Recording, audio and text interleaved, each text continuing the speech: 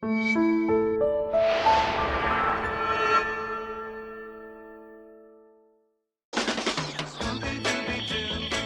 are you? We got some work to do now. I will find him! Ba, ba, ba. Ba-da-da-da. Ba, ba. Ba-da-da-da. Ba, ba. Ba-da-da-da. And he's not afraid. Spoiler warning, I'm about to tell you what happens in some 45-year-old cartoons. If you don't want to know, make sure you watch them first before you see this review. I thought I'd sneak in one more Halloween-appropriate superhero rewind this year, so I presented a poll to the Patreon Rewind Selection Board.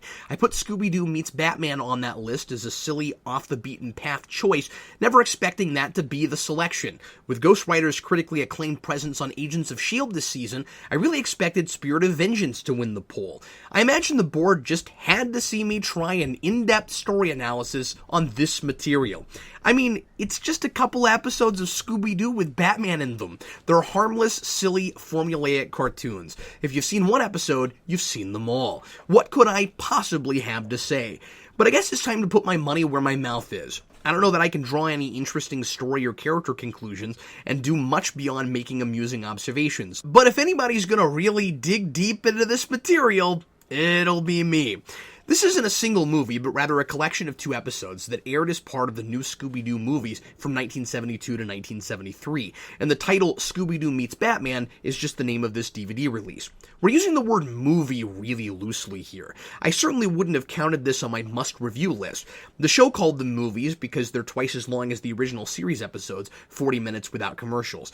This show came out 2 years after the initial 2-season stint of Scooby-Doo Where Are You, and tried to spice up the standard mystery formula a little by adding celebrity guest stars. Interesting that after just 2 immensely popular seasons and 2 more years of successful reruns, Hanna-Barbera decided that just seeing the 4 kids and their dog drive up to a spooky location, look for clues to solve some caper, get chased by villains in ghost and goblin costumes, and then pull the bad guy's mask off at the end to reveal the culprit was already getting old. So let's do the same kind of stories with the same corny humor, but we'll throw in the Addams Family, or the Harlem Globetrotters, or Don Knotts in the mix. And it worked. Watching these as a kid, I was reminded of the Gilligan's Island reunion movies, one of which also featured the Harlem Globetrotters, and assumed this must have been way late in the game for Scooby-Doo, like it had run its course and was now relying on celebrity gimmicks to keep it relevant. Nope, this started on the 5th year of Scooby-Doo's existence, and there weren't even new episodes made during years 3 and 4. But I always thought it was a fun idea to bring in real-life and fictional celebrities, always keeping you guessing as to what people and properties might exist in Scooby-Doo's world. Crossovers and mashups are all the rage these days, but to suddenly see Batman or the Three Stooges show up in your Scooby-Doo cartoon was probably mind-blowing to kids in the early 70s. And because of its simple formula, and because it never dips its toes into supernatural waters, at least in that original series, its world is totally malleable. Scooby-Doo Where Are You isn't really developing its own mythology, so it's really easy to drop the Scooby Gang into anyone else's mythology you want to, not to be confused with this Scooby Gang, although Sarah Michelle Gellar has been a part of both. I like the idea that Fred, Velma, Daphne, Shaggy, and Scooby are driving their van around looking for crimes to solve, and they might wind up not just in any town, but in any continuity. Not because their van has time and space bending properties, but because they can exist anywhere, and so they do. These are unchanging, stagnant characters who behave pretty much the same way in every adventure they go on. We're not seeing them change and grow, so continuity doesn't matter, which is true, of course, of most cartoon series from this era. But I think Scooby-Doo makes the best case for crossovers with other properties because of the nature of the formula. Besides the fact that the dog talks, and everyone's susceptible to cartoon physics, there's nothing absurd or stylized about the world itself. And it's easy to contrive a mystery for them to solve in any universe that also looks enough like the world we live in. DC continued this trend with the all-ages comic Scooby-Doo Team-Up a few years back, which is a lot of fun and calls back to the show a little. It's just a natural thing to do with these characters, and unsurprisingly, a lot of those were Batman team-ups. I'm also glad Scooby-Doo is in LEGO Dimensions. The Scooby-Doo crossover is something of a tradition at this point. And this just came out last year. Besides period pieces or series set in space or on other planets, unless you make it a multiversal crossover like Dimensions, the only limitations to the Scooby Gang showing up to figure out who done it should be intellectual property rights. I'm waiting for DC and IDW to get together to cross over Scooby-Doo and the X-Files. Naturally, Hanna-Barbera was somewhat limited in who Scooby-Doo could encounter because of what properties it had access to, and so they went for a lot of celebrity guest stars. There was a Flintstone show on at the time, which was also a full-hour show, but it would have been difficult to contrive a way for Scooby to go to prehistory or for Fred Flintstone to come to the 70s in a way it wasn't with Batman or Josie and the Pussycats or Jeannie from I Dream of Jeannie. Some of the cartoon crossovers were with shows that were already on and served as advertisements for those series. But somewhat surprisingly, this was Batman's introduction into a Hanna-Barbera production. The New Batman Adventures, starring Adam West and Burt Ward, didn't air until 1977, and Super Friends started the next year after the new Scooby-Doo movies began in 1973. That's how over Batman the world was after the live-action series got stale and fell out of popularity in 1969. But because of that phenomenon, the campy, ready-for-anything, labeling gadgets Bat such-and-such, duly deputized agent of the law Batman was still what most everyone thought of as Batman at this time, as evidenced by these Scooby-Doo episodes. This is that Batman, just less tongue-in-cheek and with a different voice, Olin Soul, who's taking a lot of cues from Adam West, but his delivery is less theatrical and more generic 1930s radio show adventure hero. Besides the gadgetry, Batman and Robin play a little more like some of the real-life celebrity guest stars than some of the fictional ones because they don't bring anything supernatural with them. These episodes unfold like typical Scooby shows, with the bad guys dressing in ridiculous monster costumes to throw off the teenage detectives, except that in one of them, there's really no mystery at all, and no villain to unmask because we know the culprits are Joker and Penguin the whole time. Batman is a good fit for Fred's mystery-solving team because he's a detective, so they just bump into each other when they happen to be trying to solve the same case, and they team up. Scooby-Doo used a spooky atmosphere to make kids feel like they were watching something scary, but without actually going to violent places. This was during a time when kids' TV was heavily censored thanks to parental watchdog groups that campaigned for the safety of children's television. It's more about the slapstick and the corny jokes than it is about being scary. But like with Ninja Turtles and even Goosebumps, I think kids filled in the blanks and used their imaginations. So that atmosphere was enough to make it feel like you were watching a mystery with grander stakes than they really were. And this version of Batman fits perfectly with that. A Batman who wears the guise of a bat to theoretically strike fear in the hearts of criminals, but is just a responsible citizen doing his part to make the world safer and isn't actually intimidating at all. The order of the episodes on the DVD is backwards from the aired order, but I'm glad I watched them that way because the second is better than the first. The first one, on the DVD, the Caped Crusader Caper, sees the Scooby Gang running into the Joker and Penguin, who just happen to have chosen the woods the kids are camping in to make their hideout as they kidnap Professor Flaky, which turns out to be a really appropriate name, and take him to their elaborate cave-based headquarters. No idea what the Scooby Gang is doing in Gotham in the first place.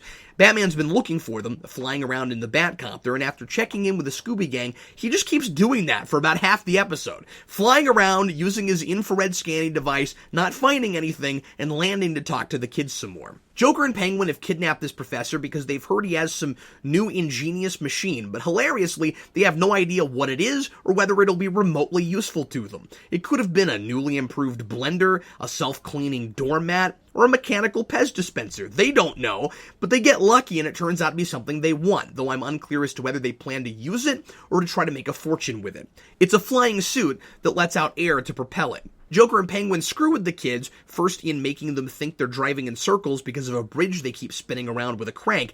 And I mean, really, how would you not know the bridge is moving when you can see out the other side? And then inside the cave with typical mechanical pranks, like a giant bat. Holy trademarks, Robin says. Joker and Penguin make the professor tell them where his invention is, and they steal the Batcopter and go and find it. He gives them a false location, which Batman stakes out after the kids take him to the Batcave to get the Batmobile, and somehow they figure out it's really at the rubber factory, where there are a number of Thanksgiving Day parade balloons, including Batman and Robin, and they're used to really fun effect during the goofy climax. The professor, who has verbal dyslexia and keeps mixing up his words and the first consonants of words, the episode seems to think that's hysterical and it gets old really fast, is stupid enough to throw the flying suit out the window when he thinks the villains are about to steal it. It lands on Scooby, he and Shaggy mess with buttons until more crazy hijinks ensue, and he's flying all over the place, trying to figure out how to control it. and not, as Batman puts it, fly off into space. I'm pretty sure he'll burn up in the atmosphere before that happens, Batman. At Joker's suggestion, Penguin throws his umbrella to hit the suit, but he misses and it pops a giant Batman float balloon instead, which falls on the villains and the day is saved. In the dynamic Scooby-Doo affair, the kids stumble upon a plane landing in the forest without its lights on, and they see someone carrying a crate to a mysterious and creepy old house. They go inside to investigate, and they bump into, who else? Batman and Robin, who are also investigating. Batman says he thinks it might be contraband. I was a little surprised by that in a kid's show in 1972. If it had been drugs or guns or something, this would suddenly be a very different sort of show. They meet the seemingly sweet old lady who lives in the house, and she seems as surprised by the crate as they are. Batman opens it, and it's a punch clown. Batman calls it an amusing toy, but I can't believe he isn't immediately expecting the Joker and telling everyone to get away from it because it might be dangerous. I guess this watered-down Dick Sprang Joker isn't going to use acid or Joker toxin, but man, if this had been an any Batman thing after 1992, this would probably have been the end of Scooby. Turns out it's filled with counterfeit money. I like how Batman deduces this. President Lincoln never wore a turtleneck sweater. Batman uses Scooby's nose to track the villain out of the house, which seems to have disappeared when they lose the trail and come back to it. And someone's stolen the Batmobile. Wow, again? Batman acts all prepared because he has a tracking device in the car. He says, in case it's stolen. It sounds like that happens all the time. And considering his track record in the 60s show, and then the Batcopter getting lifted in the other episode, he's got a real problem with vehicular theft. You'd think if he can put a tracking device in the car, he can also give it some sort of automatic security. And since this version is based on the 60s show, Chief O'Hara's name is even mentioned in this one, it ought to have that defense protocol with the fireworks that shoot out the back. So once again, the kids have to give him a lift back to the Batcave. That's pretty pathetic that happens twice, but again, everything seems reset at the beginning of every Scooby-Doo episode, and this would be the first time if we go by air order. But then again, nothing seems to embarrass this Batman, no matter how slow on the uptake he is. It'll all work out eventually. He's Batman! Oh, and I like that Batman doesn't blindfold Scooby. He doesn't seem worried about him seeing the entrance, even though he sorta speaks English. So then they track the car to the Batman and Robin exhibit at the amusement park. And then, to maybe somewhat deflate the mystery, Joker and Penguin reveal themselves and mess with Batman the same way they messed with the Scooby Gang in the cave by remote with animatronics and costumes. Batman captures them, but it turns out they're not behind the caper, they only distributed the counterfeit money. I have no idea to what end. They go back to where the house was, and Shaggy figures out that the house goes underground and comes back up with a lever on a tree branch, which explains why all the furniture was glued to the floor earlier, and leads to more flipping shenanigans. I haven't watched a lot of Scooby-Doo. Is that a regular thing? I mean, I know there's a lot of trapdoors and secret passages, but both of these have an elaborate pulley system that flips a huge man-made structure to confuse people. They chase down a bad guy in a hood, and we finally get the standard Scooby-Doo ending I kinda missed in the first episode, which was, again, not really a mystery so much as a hostage situation. The kids unmask the shadowy figure, and it turns out to be someone we've seen before. This one is as predictable as it gets. It's the old woman from the beginning, who, by the way, was acting really shifty in the first place, and is the only other human being we meet besides the Joker and Penguin. The woman has a house that disappears underground. Pretty suspicious. Nobody is shocked when that's who it turns out to be, but maybe a little disappointed. After all, we're dealing with the exact same villains from the other episode. Though again, if you watched this when it aired, you'd see this one first. And Robin suggests maybe the Riddler's involved, so that makes me hope against hope that maybe I'm supposed to be guessing at another villain in Batman's Rogues Gallery. This is one of the few times the culprit could be someone who isn't in the episode before, and it's still satisfying, since we're dealing with part of the Batman cast. But although the old woman looks a little like Ma Parker, these producers apparently can't remember any bad guys besides Joker and Penguin, who are totally interchangeable here beyond the occasional thematically appropriate quip. Penguin has a little more of that mock sophisticate language, but otherwise they speak the same way, with as much alliteration as you can possibly cram into 40 minutes. While these stories are totally plot-driven and are all about the silly situations and the tropes it hopes you'll keep coming back for, Jinkies, Scooby snacks, there's a character trait that's brought out for Scooby through Batman's presence, and that's his secret desire to be a superhero. These shows often end with Scooby inadvertently doing something that leads to the villain's capture, and he's always proud of himself, outwardly too scared to volunteer to leap into danger, but inwardly wanting the prestige of saving the day. In the first cartoon, Scooby revels in the flying suit, once he gets the hang of it, getting to fly fly in the air like Batman and Robin in their helicopter and getting his own costume. He likes feeling larger than life, like Batman and Robin seem, represented by their giant balloons. I really wanted Flaky to scream, "They stole my balloons!" until I remembered Batman didn't come out until, well, 1989. But I can really only infer Scooby's desire to feel super based on the other episode, in which he sits in the Batmobile and imagines himself in a Batman costume, chasing down villains. Perhaps there's a little wish fulfillment here for the kids, who might imagine themselves as Batman, but often feel like Scooby-Doo, just along for the ride, expected by their parents to be seen and not heard, like when the gang mistakenly thinks it's Scooby barking in the toy factory toward the end of the second cartoon, and Daphne ties his snout to keep him quiet. When you feel unwanted and in the way, it's a big deal to finally bring something to the table and feel significant, like Scooby does at the end of a lot of these. Considering one episode is clearly not looking very closely at the other, judging by how inconsistent Batman's choices in similar situations are, there's a curious number of similarities in plotting. It's as if there's a Batman formula forming on top of the standard Scooby-Doo tropes. In both, we have some kind of in-universe tribute to Batman. Both see Batman getting a vehicle stolen, and partially by Penguin no less. It doesn't matter the continuity. Penguin is gonna steal the Batmobile. Is there some kind of racial prejudice against penguins here? Are penguins getting pulled over in the Arctic under suspicion of stealing cars based on their species? Both include Batman giving Shaggy a bat cookie and Scooby stealing it. And both see the kids having to give Batman a lift to the Batcave. Or I shouldn't say see. In the first cartoon, that happens off screen. Fred says they can give Batman a ride, and he's like, sure, good idea. In the second cartoon, Batman does what you'd expect. He makes them wear blindfolds so they can't see the entrance to the cave, and we actually go there, though unfortunately it's not real impressive, just some computers and a cave wall. I was hoping for the atomic pile, but no dice. Since I watched these out of order, and assuming anything from one episode has happened in the continuity of the next, the only thing I can figure is that the next time they meet, Batman trusts the Scooby team so implicitly, he lets them see the entrance and risks their finding out his identity. But I really doubt that's what's going on. It's like someone remembered he had a secret identity in one episode and forgot about that in the other. It's also odd that in the first episode, Batman isn't remotely concerned for the kids' safety and lets them help him in trying to apprehend Joker and Penguin. But in the second, as soon as those villains are involved, it's too dangerous and he tells the kids they have to wait outside. Amusingly, once we're just dealing with some unknown culprit in a mask who has a disappearing house, it's totally safe for the kids again. Batman has a lot more common sense in the flying suit episode, yet I like the other one better just because it's actually a mystery, such as it is, and feels less padded out for time.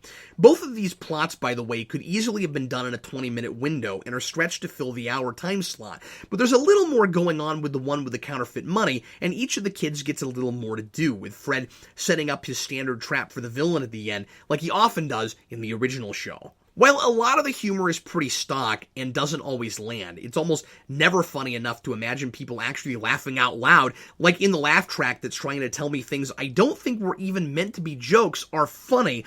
There are a couple of standout gags I thought were almost too good for this material. Batman carrying around bat cookies in his utility belt is always funny, and the best joke in both cartoons is just before we finally actually go to the Batcave, and Batman tells Shaggy he has bat milk and cookies for everyone. Shaggy pauses at bat milk, and that made me laugh. I also lost it at Daphne, who doesn't have nearly enough of these sorts of airheaded lines, when she says, "We'll never catch him! He's on a unicycle!" Yeah, the fastest getaway vehicle there is. And the first cartoon probably has the silliest and most awkward sounding bat gadget I've heard, and I've seen the entire live action series, Bataculars. But the real reason to watch these is for the animation mistakes. It makes for a fantastic drinking game. You've got your standard gaffes, inverted colors on the bat symbol, Robin's R missing from his tunic entirely, but one of the more baffling ones is Batman's neck, and this is a mistake on the model that carries through both cartoons. It's clearly meant to be colored in, because Batman's cowl goes down both sides and doesn't link up to anything, but his neck is mistakenly flesh-colored, except for the occasional frame when someone gets it right and it's colored in. And occasionally, Batman seems to take off his gloves for no reason. At one moment toward the end of the dynamic Scooby-Doo affair, Batman's not only not wearing one of his gloves, but he's got a giant ring on his hand. He's wearing the wrong person's hand! There's also this bizarre moment in the Cape Crusader caper, where Penguin and Joker are scheming together and Joker starts talking to himself, in Penguin's voice. Joker says, visitors, and then we see his mouth move again, but it's obviously supposed to be Penguin talking because he's answering the Joker, but also because it's the Penguin's voice, and he says, probably those tiresome teenagers. And then Joker keeps talking. He has a whole conversation with himself and does a spot-on Penguin impression for no good reason. Rating these is more arbitrary than usual, and kinda pointless, but for the sake of tradition, I'll do it anyway. Since these are separate pieces, I'll give them separate numbers. I'm giving the Cape Crusader caper, the one with the flying suit, a 2 out of 4, and the dynamic Scooby-Doo affair, the one with the counterfeit bills, a 2.5 out of 4. Even though Batman seems relatively out of character in that second one, it's a real mystery. It moves at a brisker pace, and I think it's quite a bit funnier. Well, that was fun. I think I'll go get a bat cookie.